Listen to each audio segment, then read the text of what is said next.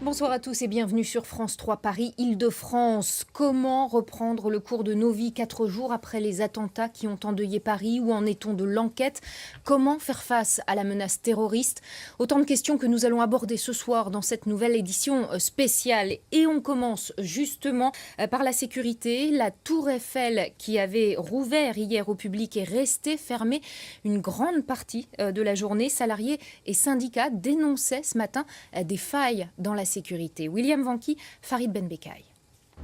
La Tour Eiffel, ils ne l'auront vue que d'en bas. Toute la journée, ces touristes ont espéré l'ouverture du monument.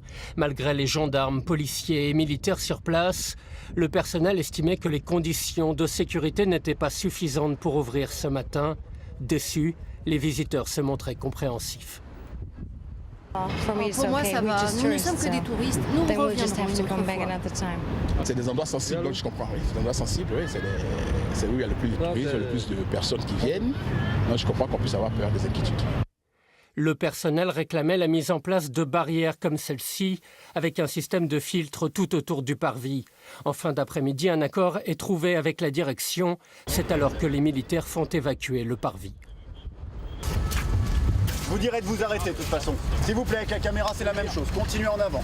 Un colis suspect sans doute. Les visiteurs sont priés de s'éloigner et la circulation est interrompue au pied de la Tour Eiffel 2 heures durant. Ça va porter tort, surtout pour le tourisme. Parce que dire ne pas avoir peur, c'est bien gentil, mais apparemment, les craintes ne sont pas levées et c'est encore trop chaud. L'alerte a finalement été levée il y a 30 minutes. Pas sûr que beaucoup de touristes aient encore le cœur à visiter le monument ce soir. La sécurité à l'ordre du jour d'une réunion extraordinaire du syndicat des transports franciliens ce matin. 1000 militaires de plus ont été déployés dans les gares et sur les quais du réseau. Objectif, rassurer les millions de franciliens qui prennent chaque jour le train ou le métro. Mais vous allez le voir, ce n'est pas gagné. Norbert Cohen, Laure Bignalet. Plus de 529 km de bouchons cumulés ont été enregistrés ce matin en région parisienne.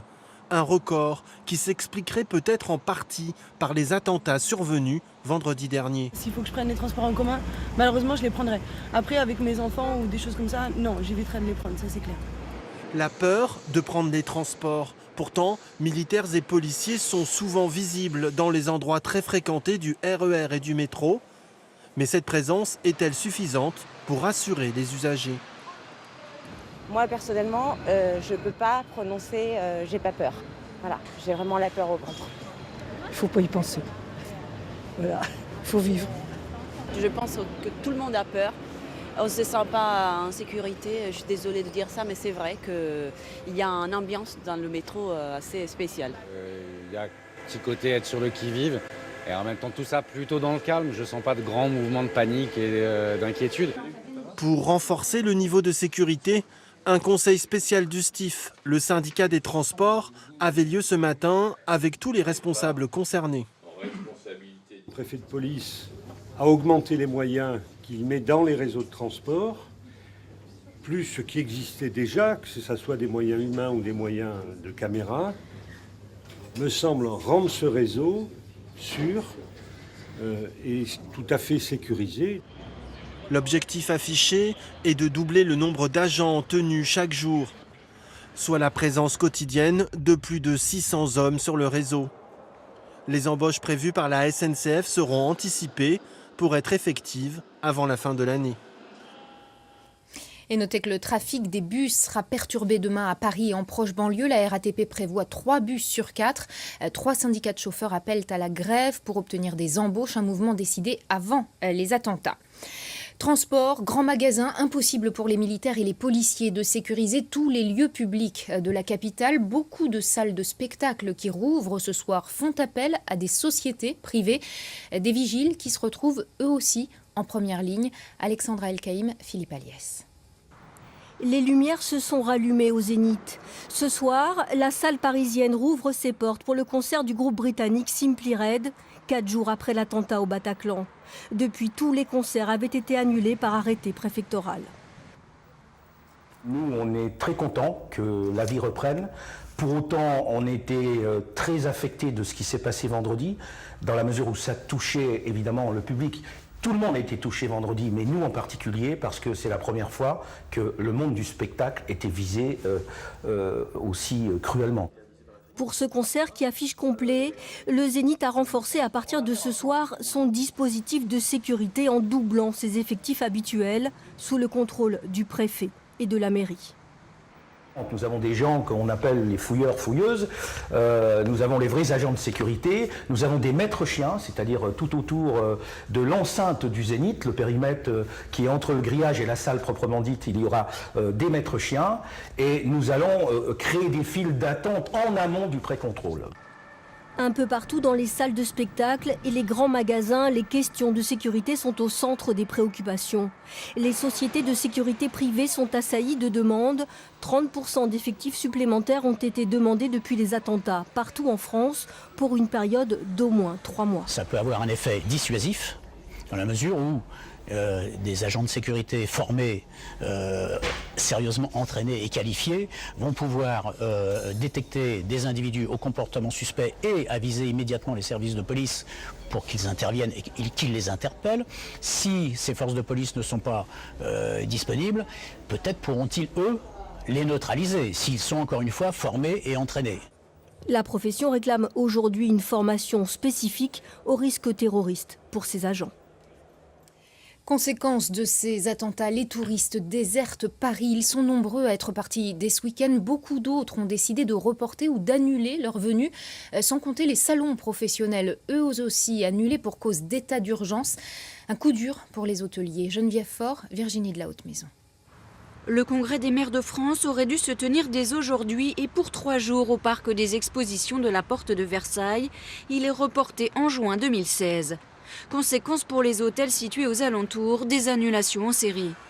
À l'hôtel du Parc Saint-Charles, ce sont 14 chambres sur 18 qui ont été décommandées. Le 18, j'ai presque l'hôtel vide, donc pour l'instant, j'ai que 3 réservations. Est-ce que vous êtes inquiet pour la suite? Oui, très inquiet.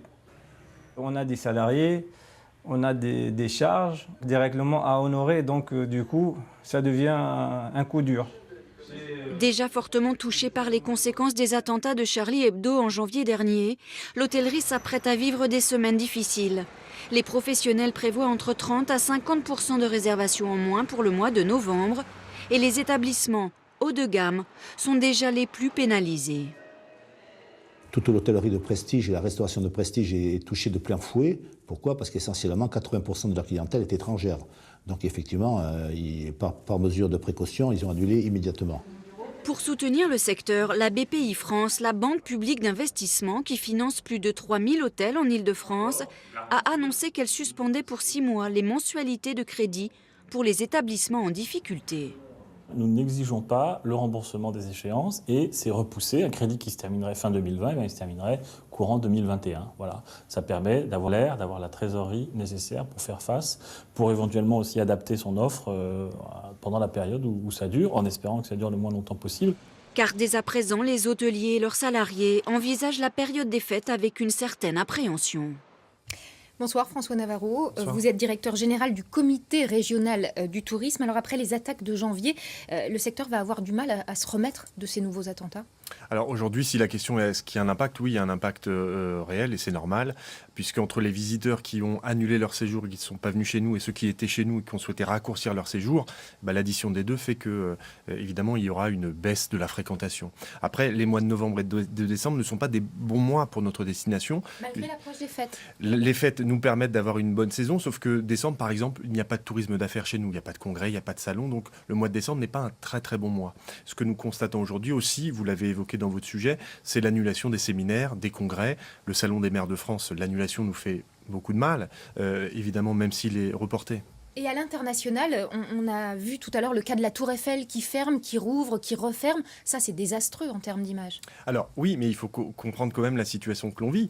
Les salariés, les agents d'accueil de la Tour Eiffel ou les autres agents, vous savez, accueillir le visiteur, c'est le plus beau métier du monde. C'est aussi le métier le plus difficile du monde. Nous-mêmes, au comité régional du tourisme, nous accueillons les touristes aux aéroports parisiens. Je salue les équipes. C'est très compliqué, au vu du contexte, d'assurer un service normal. Mais ça y est, aujourd'hui, les lieux touristiques parisiens et franciliens ont rouvert. Ça va évidemment être chaotique encore quelques jours. Et dans quelques semaines, dans quelques mois, quelle sera la réponse ? Une campagne de promotion internationale ? Comment on efface ces traces ? Il n'y a que le temps ? Aujourd'hui, la première étape, elle est d'informer les visiteurs à l'étranger et les opérateurs, les tours opérateurs, les agences de voyage sur ce qui se passe. Il faut être très précis sur la sécurité, qui est ouvert, qui est fermé. Donc là, c'est le travail qu'on fait depuis vendredi soir en France et aussi à l'étranger. La question, elle est aussi la confiance qu'ont ces visiteurs. Nous avons reçu des milliers de messages depuis vendredi du grand public ou des professionnels. On verra ce qui sera décidé par l'ensemble des professionnels. Il faudra que ce soit collectif. Mais aujourd'hui, la question, elle n'est pas tant la promotion, elle est de revenir à une situation petit à petit normale. Et donc, chaque jour, il y a d'autres nouveautés qui arrivent. Donc, aujourd'hui, c'est bien communiquer et surtout être sûr de notre destination. Aujourd'hui, vous savez, Paris, c'est la première destination au monde et nous, notre fierté, notre force, et on souhaite le demeurer. Et on le voit dans les messages de soutien, comme vous l'avez dit, qui viennent de partout dans le monde depuis vendredi. Et puis, merci beaucoup François Navarro. Je rappelle aussi que le parc Disneyland, lui, doit rouvrir demain. Parc Disneyland, important en matière de tourisme dans la région. Venons-en maintenant à l'enquête. La police recherche toujours le 8e terroriste, Salah Abdeslam, le seul à s'être enfui. Une voiture louée à son nom a été retrouvée ce matin dans le 18e arrondissement et une nouvelle planque découverte à Alfortville, dans le Val-de-Marne. Le point avec Séverine Larouille, Laure Bignalet et Fanny Bouteiller. Une façade passe-partout, celle d'un appart-hôtel banal d'Alfortville. Une centaine de chambres, de quoi passer inaperçues. 2 d'entre elles auraient servi de base arrière à l'une des équipes de terroristes. Elles ont été réservées par Salah Abdeslam avec sa carte bancaire et louées à partir de jeudi, la veille des attentats. La police les a perquisitionnées samedi. Vers 11h30, j'ai entendu des bruits. Dans le couloir, ça tapait fort. J'ai vu au moins une centaine de raids de GIGN au feu au coin de l'hôtel. Je me suis dit qu'il se passait quelque chose de grave. Les enquêteurs cherchent à déterminer qui étaient les occupants de ces studettes. Sur cette vidéo, tournée après la perquisition, on aperçoit des seringues et du matériel qui ont été utilisés par la police scientifique pour effectuer des relevés. Alfortville se trouve à une demi-heure de voiture de l'Est parisien. Un QG qui aurait pu servir de point de départ aux terroristes, tout comme l'a été cette maison de Bobigny. Elle a été louée par le frère de Salah Abdeslam, Brahim Abdeslam, kamikaze du boulevard Voltaire. Une planque perquisitionnée hier par la police. Les enquêteurs y ont trouvé des téléphones portables, des puces et des batteries. On sait désormais que l'une des équipes de terroristes en est partie à 20h30 vendredi, comme l'atteste le GPS de la voiture qui a servi aux attaques. Une autre voiture apparaît aujourd'hui dans l'enquête. Cette Clio noire examinée ce matin par la police scientifique. Les policiers l'ont trouvée stationnée dans le 18e arrondissement, tout près du boulevard Ornano. Moi, ce qui m'a intrigué, c'est surtout le matricule belge. Et donc, comment elle était positionnée à cheval sur le passage piéton et le stationnement interdit. Donc le premier jour, deuxième jour, je dis tiens, c'est bizarre. La voiture a été louée en Belgique au nom de Salah Abdeslam. Il apparaît plus que jamais comme le cerveau de cette affaire, un organisateur toujours recherché ce soir. Pour en savoir plus sur les occupants de cette voiture, les enquêteurs lancent un appel à témoins aux habitants du quartier. Oui, et ce soir, d'après les sites internet du Parisien et de l'Express, un second suspect serait recherché, un homme soupçonné d'avoir participé aux fusillades sur les terrasses du 11e arrondissement. Une information non confirmée pour l'heure par les autorités. Et puis notez que 104 perquisitions ont encore été menées la nuit dernière dans la région sans lien direct avec les attentats de vendredi. Perquisitions administratives permises par l'état d'urgence. 16 personnes soupçonnées de terrorisme ont été placées en garde à vue et 6 armes saisies. Ce soir, sur les 129 victimes des attaques de vendredi, 12 n'ont toujours pas été identifiées. 221 personnes sont toujours hospitalisées, dont 57 en réanimation. Une prise en charge exemplaire, unanimement saluée. Et pourtant, médecins et secouristes ont dû intervenir dans des conditions dantesques, comme en témoignent ces images filmées par les pompiers de Paris. Isabelle Dupont. Au Bataclan, les premiers secours arrivent alors que les fusillades sont encore en cours. Les pompiers prennent en charge ceux qui ont réussi à sortir de la salle de concert dans des postes de secours improvisés dans le quartier. Régulièrement, tous les quarts d'heure, 20 minutes, on nous dit attention, il y en a un qui tire depuis les toits, attention, il y a une voiture qui est piégée, attention. Donc voilà, en mettant tout le monde au fond de la porte cochère, on était protégés. Lorsque l'assaut est terminé, il faut évacuer des dizaines de blessés au plus vite. Je les ai envoyés et je vais commencer à charger. Il faut qu'on évacue. Voilà, ça c'est une barrière qu'on avait utilisée pour transporter des gens. Et puis il y a le choc de devoir entrer dans la salle du Bataclan. Les téléphones sonnaient ou vibraient sur les cadavres. Ça c'était terrible. Pas que j'oublierai jamais, que je mourrai avec. Après une soirée d'horreur et de folie meurtrière, les survivants du Bataclan sont évacués. Il y en a un qui m'a regardé, il tremblait, il était tout mouillé. Il m'a dit je tremble parce que j'ai froid. Et je lui ai dit avec un sourire, non tu ne trembles pas parce que tu as froid, tu trembles parce que tu as peur et c'est normal. Continue de trembler. Voilà. Il y en a un autre, il m'a dit je réalise pas. Et je lui ai dit il n'y a qu'un truc à réaliser maintenant, tu es vivant. 450 pompiers sont intervenus sur les lieux des attentats de vendredi soir. Face à ces drames, l'appel à l'union nationale n'aura pas tenu bien longtemps. Séance tendue cet après-midi à l'Assemblée nationale. Si la gauche a salué debout l'hommage rendu au service de secours par Manuel Valls, le Premier ministre et Christiane Taubira ont ensuite été critiqués et même sifflés par la droite.